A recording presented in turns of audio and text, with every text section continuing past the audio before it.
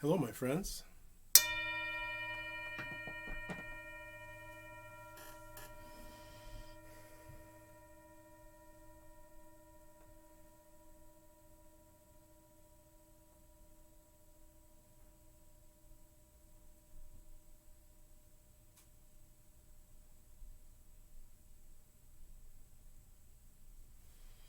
Let's take a nice breath in. Big sigh. The breathing, come back to normal. Eyes opening. So happy again to see you. I'm happy every time we get together. It's like getting together with friends to go have coffee. It's something that I feel buoyed by, lifted by. And so I'm very happy to be with you today. And I'm continuing in this process of choosing to thrive. I am choosing to thrive, and I want to support you in choosing to thrive. What I'd like to frame today, the framing I like to express, is around this word that I'm hearing very often that people express feeling overwhelmed. People are often expressing feeling overwhelmed. Many of my clients, pepper that word throughout a session. And so I think that's maybe something that many of us are feeling, this feeling of being overwhelmed. And so given the fact, I'm really into words, just in case you didn't notice it, I'm really into to books, and I'm interested in the way that we use language and how language frames our reality.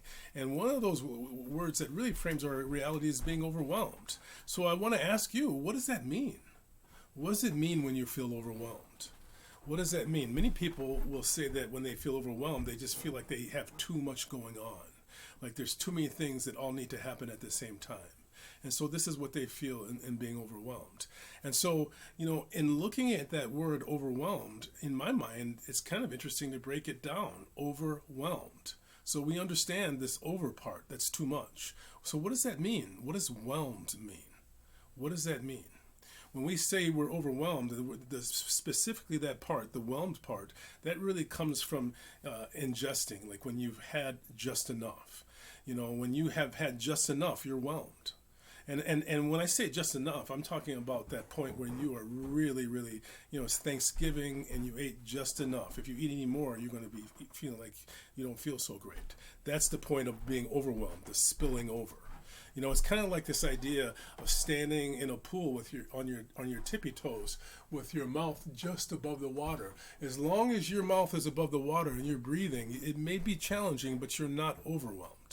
When you're overwhelmed is when that wave comes and hits you and suddenly you're choking with the water. At that point, you're overwhelmed. You don't have any choice. When you're really overwhelmed, you can't handle anymore. It ends up being to the point that you have a breakdown. That is being overwhelmed.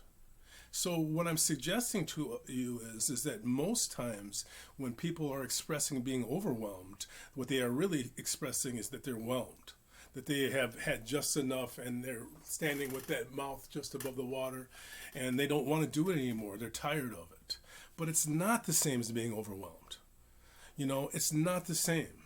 When you're overwhelmed, you don't have a choice. And the point that I'm making is that we do have a choice in that space. And in that choice, we also find our empowerment. When you say you're overwhelmed, you're saying that you have no access to your power. Well, I want to suggest that when you are in that state of being whelmed, when you are on your toes and maybe getting tired of it, you still have agency. You still have the ability to make a difference. You have the ability to improve. When you improve, you can shift everything.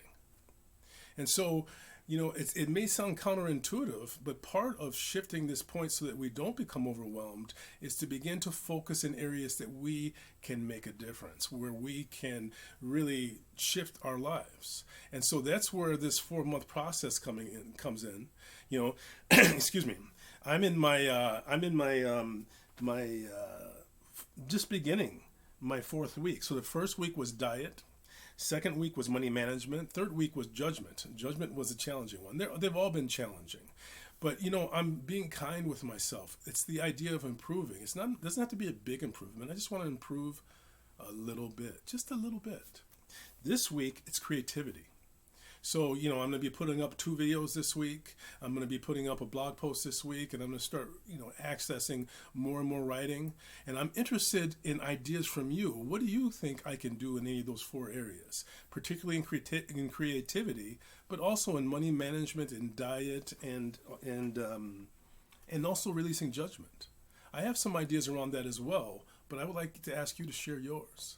Let's do this together. Let's improve. And let's recognize that when we are overwhelmed, we can also choose to become more relaxed. You know, infinite patience brings about immediate results. And if you slow down, you actually speed up. The thing to do in every situation is relax. So thank you for your time. I really appreciate it. I'm going to ring the bell because it's time for us to become really, really present. Here we go.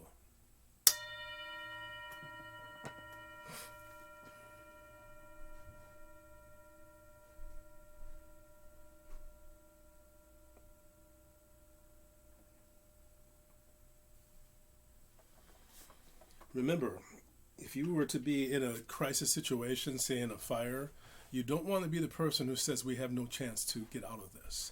When you say that you're overwhelmed, you're saying that you can't handle it. The truth is, we do have the ability to shift. We are powerful. I bring my hands into prayer position and I bow to you in tremendous gratitude. Namaste. Have a great day today.